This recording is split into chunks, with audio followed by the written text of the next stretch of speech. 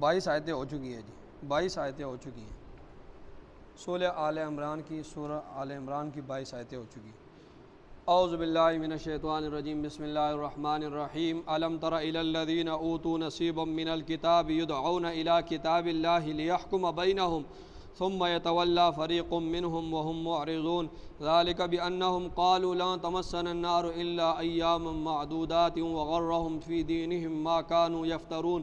فکیف اذا جمعناہم لیوم لا ریب فیہ ووفیت کل نفس ما کسبت وہم لا یظلمون قل اللہم مالک الملک تؤتی الملک ما تشاء وتنزع الملک ممن تشاء وتعز ما تشاء وتذل ما تشاء بیدک الخیر انک علی کل شیء قدیر، صدق اللہ العظیم۔ ان آیات کا پہلے ترجمہ سن لیں، اس کے بعد تفسیر انشاءاللہ۔ علم ترى، کیا آپ نے نہیں دیکھا؟ آ کا مطلب کیا، لم کا مطلب نہیں، ترا کا مطلب دیکھنا۔ کیا علم ترى، کیا آپ نے نہیں دیکھا؟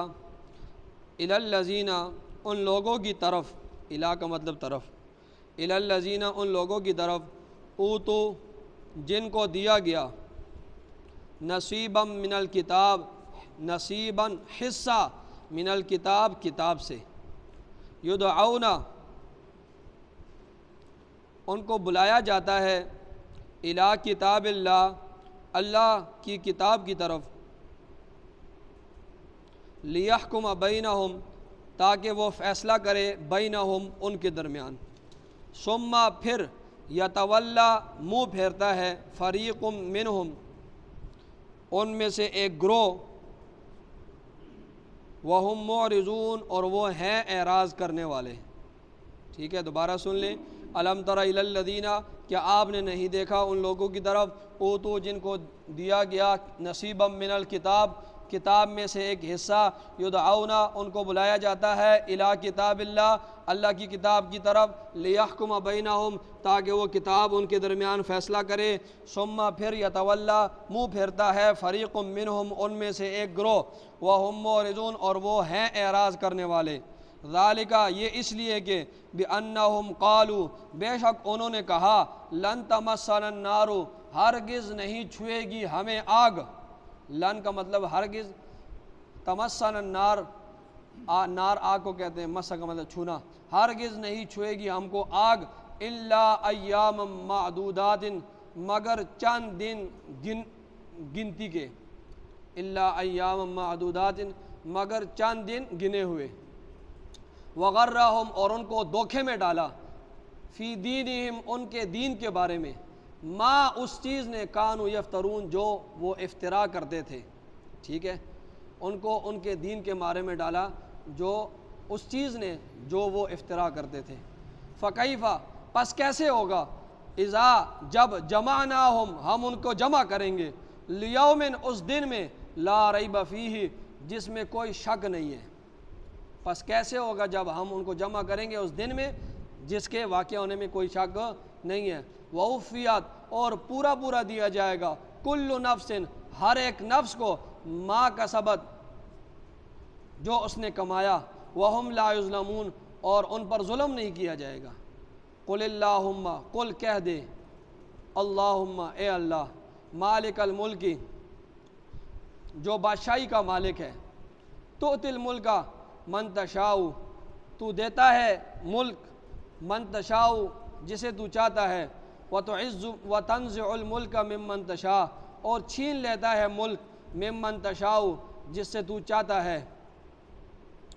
وتعز من تشاء اور تو ذلت دیتا ہے جسے چاہتا ہے، وتذل من تشاء اور تو ذلیل کرتا ہے جسے چاہتا ہے، بیدک الخیر تیرے ہاتھ میں بھلائی ہے، ید کہتے ہیں ہاتھ کو،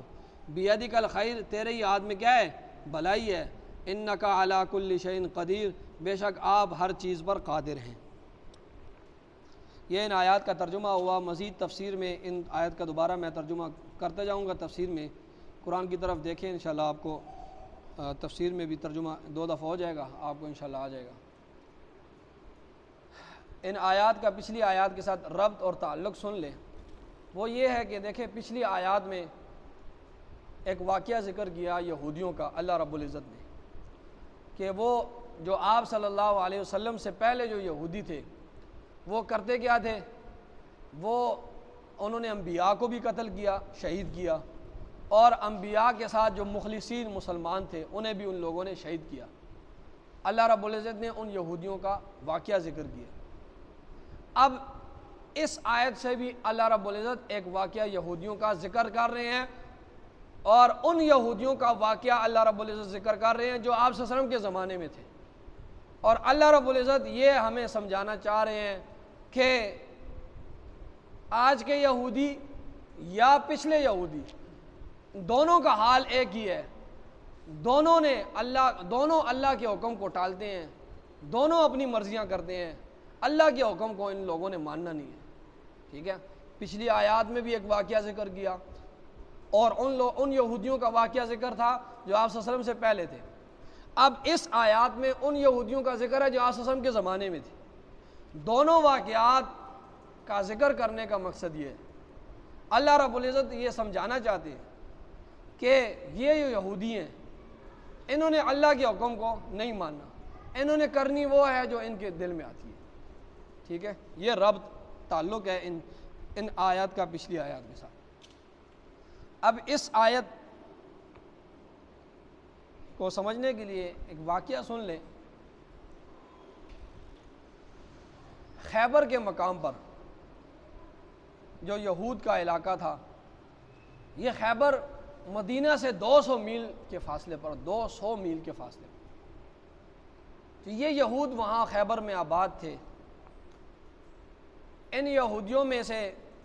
جو خیبر میں تھے، ان کے دو بڑے خاندانوں میں سے، بڑے جو خاندان تھے نا خیبر میں جو آباد تھے، ایک مرد نے دوسری عورت کے ساتھ زنا کیا،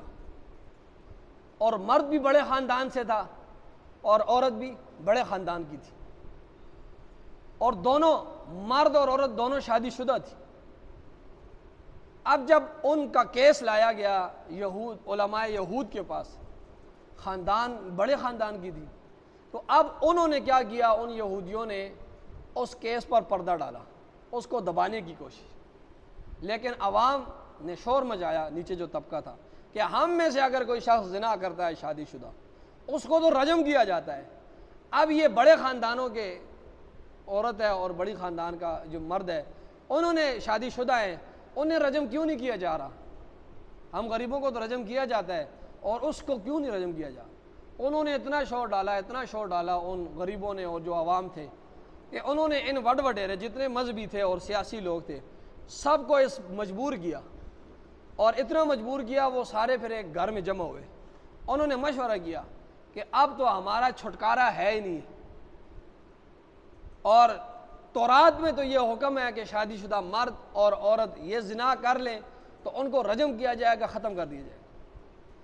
اب ہم انہیں رجم کر نہیں سکتے ہیں، بڑے خاندان کے ہیں لوگ،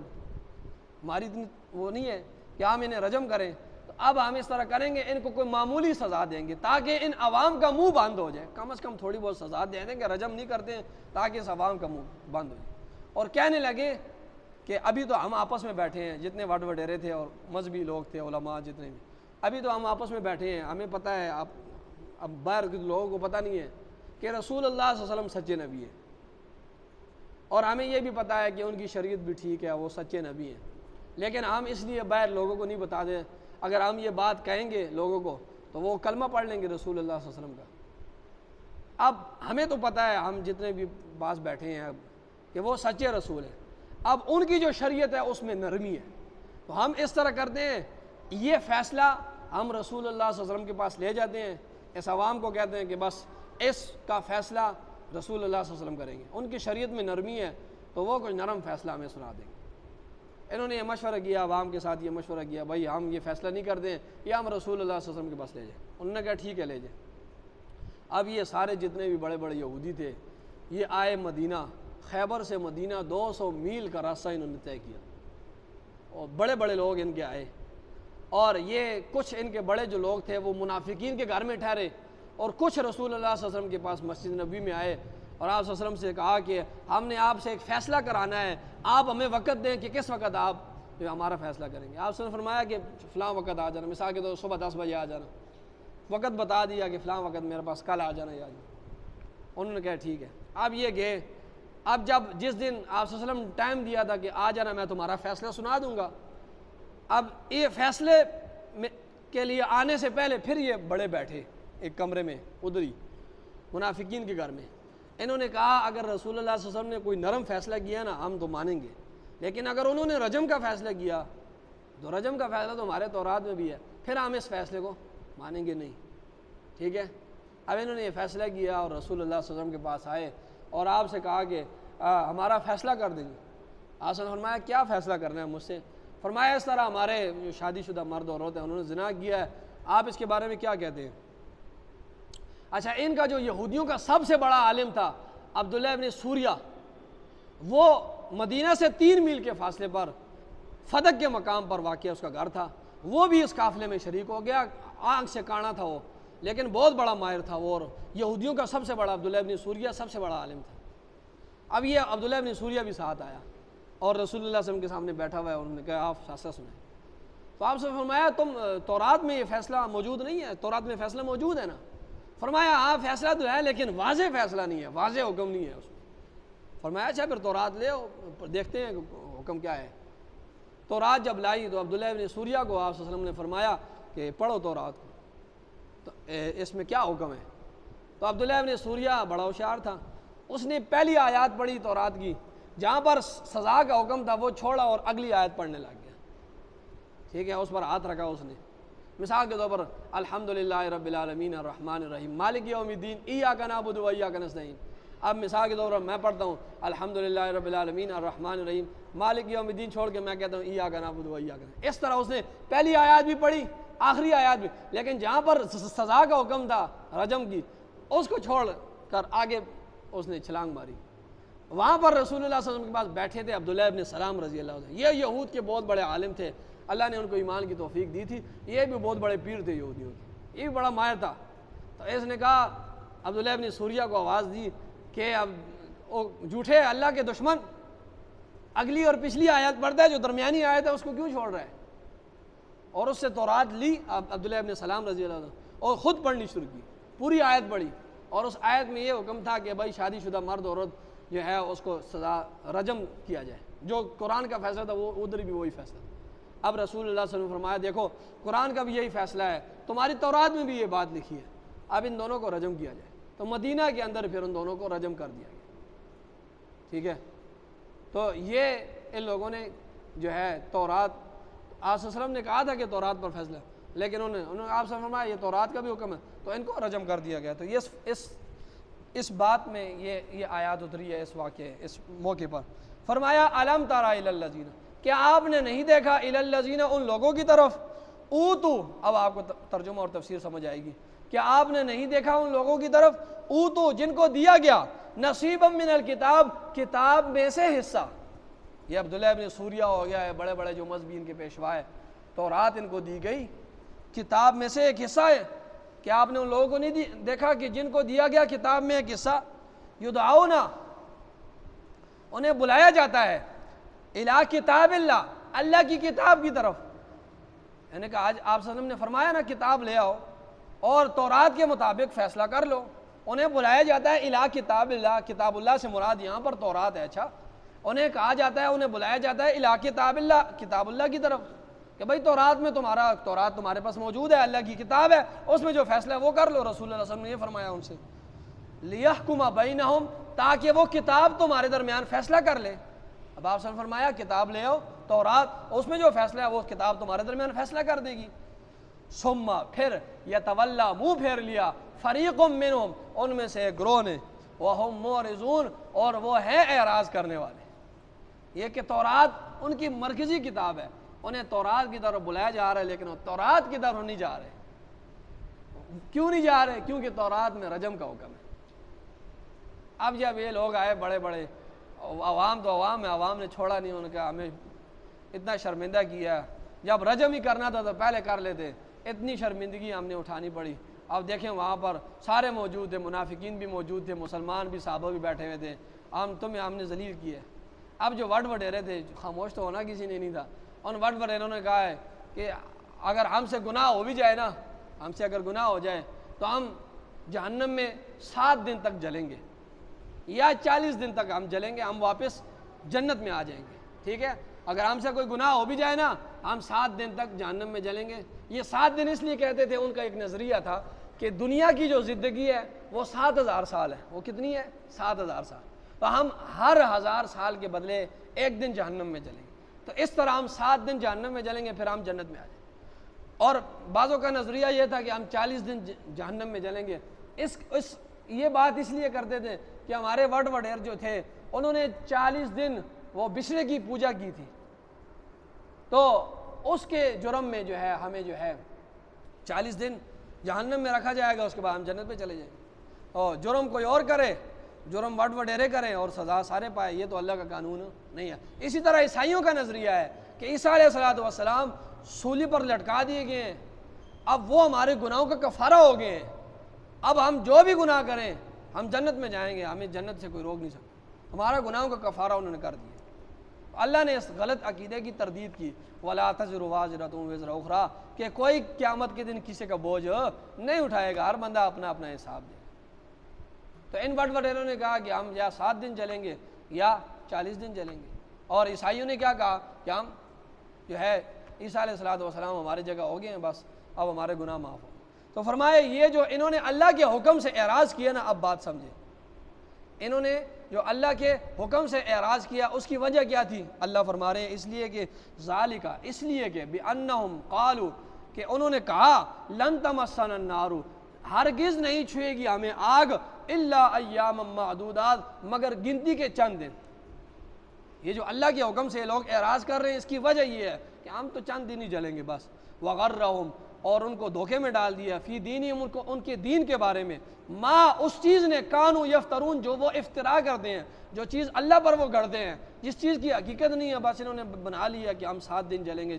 اس وجہ سے یہ دھوکے میں پڑ گئے ہیں اور یہ اللہ کے حکم سے اعراض کر رہے ہیں۔ فَكَيْفَ إِذَا جَمَعْنَاهُمْ، اللہ فرما رہے ہیں فَكَيْفَ، بس کیسا ہوگا، اِذَا جَمَعْنَاهُمْ، جب ہم جمع کریں گے ان سب کو، لِيَوْمٍ، اس دن میں، لَا رَيْبَ فِيهِ، جس میں کوئی شک نہیں ہے، وَوُفِّيَتْ كُلُّ نَفْسٍ، اور پورا بدلہ دیا جائے گا، کل نفس، ہر نفس کو، ما کسبت، جو اس نے کمایا، وَهُمْ لَا يُظْلَمُونَ، ان پر ظلم نہیں کیا جائے گا، پورا دودھ کا دودھ اور پانی کا پانی ہو جائے گا اس وقت۔ فرمایا قُلِ اللَّهُمَّ مَالِكَ الْمُلْكِ تُؤْتِي الْمُلْكَ مَن تَشَاءُ۔ اب اس آیت کے بارے میں بھی سمجھ لیں کہ رسول اللہ صلی اللہ علیہ وسلم غزوہ بدر کے بعد آپ صلی اللہ علیہ وسلم یہود کا جو بڑا بازار تھا، یہود بنو قنقاع کا، یہود کے 3 گروہ تھے نا، 3 خاندان تھے، تو یہود قنقاع، جو بنو قنقاع ہے، جو خاندان ہے، ان کا بہت بڑا بازار تھا، بہت لمبا بازار تھا، اس میں رسول اللہ صلی اللہ علیہ وسلم جا رہے تھے، تو یہ سارے جتنے بھی دکاندار، عیسائی، یہودی، سارے اکٹھے ہو گئے آپ صلی اللہ علیہ وسلم کے ارد گرد۔ غزوہ بدر سے آپ صلی اللہ علیہ وسلم تشریف لائے تھے، مسلمان بھی ادھر تھے، عیسائی بھی تھے، یہودی بھی سارے۔ آپ صلی اللہ علیہ وسلم نے یہودیوں اور عیسائیوں کو واعظ و نصیحت کی، لیکن انہوں نے واعظ و نصیحت نہیں سنی، توحید کی دعوت دی، ساری باتیں کی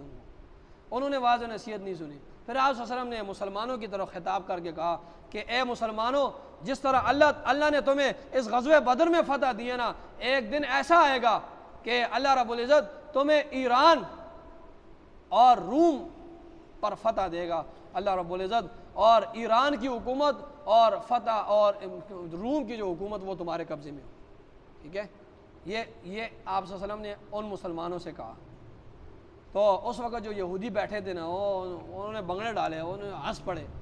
انہوں نے کہا ہے رسول اللہ صلی اللہ علیہ وسلم کہ آپ جس سے ابھی غزوہ کر کے آئے ہیں نا، جس سے جنگ کر رہے ہیں، وہ نہ تجربہ کار لوگ ہیں، وہ جاہل ہیں، عرب کے بدھو لوگ ہیں، اور ابھی آپ خواب دیکھ رہے ہیں ایران کو فتح کرنے کے۔ سب سے بڑی 2 پاوریں تھی اس وقت، ایران اور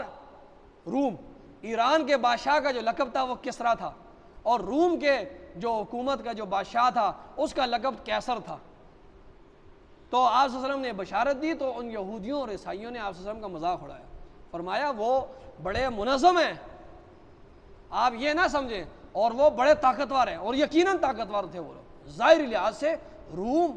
اور یہ بڑی پاوریں تھی، سپر پاوریں تھی دونوں، جتنی بھی باقی جتنے بھی چھوٹے چھوٹے ممالک تھے یہ سارے ان کے انڈر تھے، ان سب کے ان کے ساتھ ہوتے تھے۔